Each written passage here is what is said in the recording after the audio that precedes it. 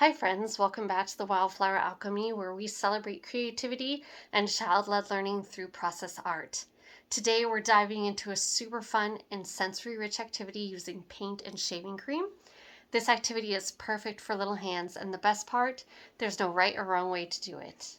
First things first, let's talk about the supplies you are going to need. What I love about process art is that it uses a lot of products that you already have at home, or you can find in your recycling bin, or you can easily find at a dollar store or a grocery store. So the first thing that you're going to need is shaving cream. Now this is the foam kind, not the gel kind. And then we are using primary colors, red, yellow, and blue. And I am using acrylic paint. You can use washable paint, liquid, watercolors like we used last week, or you can use food coloring if you have it, or even Kool-Aid will color. What I love about using the primary colors only is that when you start to mix, it's a whole different conversation around how the colors are mixing and what new colors are created. And then you're going to need a ruler or a piece of cardboard to scrape off from your cardstock or a piece of paper. You're going to need a tray. I have a circular pie pan. I also have this upcycled tray from a TV dinner that I've washed. And then you're going to need either a stick, a popsicle stick, or a stick from nature, or a paintbrush, something to swirl the colors in with. All right, so our first step is spraying the shaving cream. So I'm going to give it a big shake. If your kiddo is a little bit older, you can have them do this part. They love to shake things. And my son, he is almost 5, so he can spray the shaving cream himself. And then you're just going to spray a layer of shaving cream into your tray. Move this one out. And you can go ahead and let your kiddos spray it in. They're going to have lots of fun with that. And then you're going to take your ruler or a piece of cardboard, and you're going to have them smooth the shaving cream out. Just like this. And this part, we definitely want to let the kiddo take the lead. This is a lot of fun. They're probably going to stick their fingers into it, and that's okay. And once you have spread out the shaving cream, we're going to add our colors. Now, if you don't want them to squeeze the whole entire bottle, a spoon would work great. If you have some of those droppers, that would be a really great tool right here. Or if they're littler, you're going to help them, and we're just going to drop some paint in. First, we're going to do some red. Then I'm going to do some blue.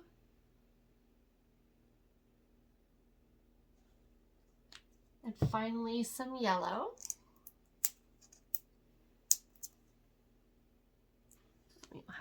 Already have open. All right.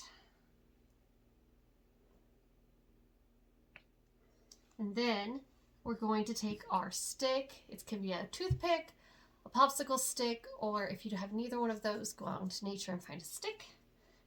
And we are going to let the kiddo swirl our paint around, our shaving cream, and paint around. And right now is a really good time to be talking about, well, what is happening? What do you see? What colors are we creating?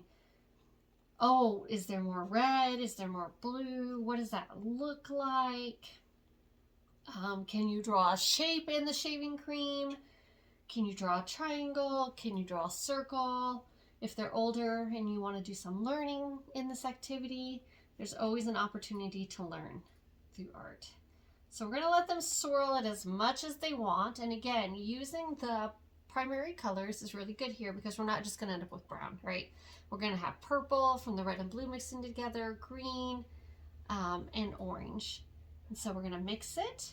And once we have mixed it, we are going to take our piece of cardstock or cardboard again, or any piece of paper, and we're going to gently push it into the shaving cream. And it's going to come up like this.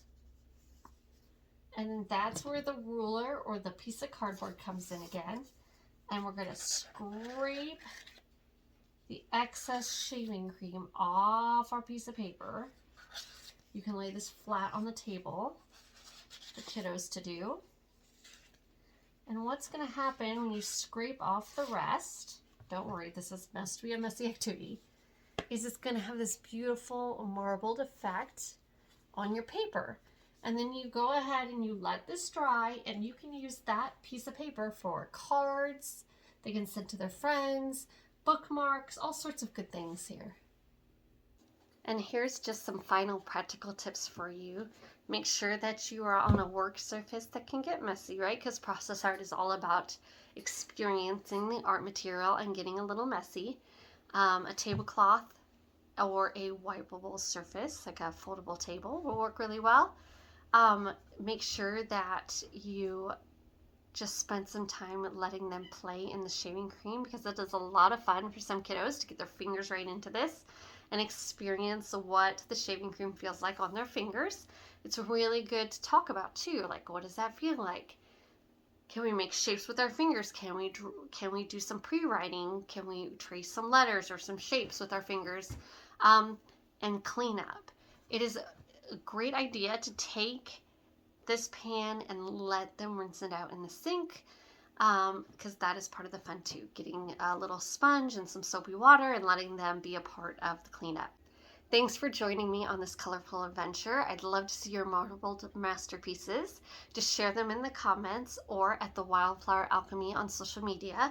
Don't forget to like, subscribe, and hit that bell for more process art inspiration. Until next time, keep creating and stay curious.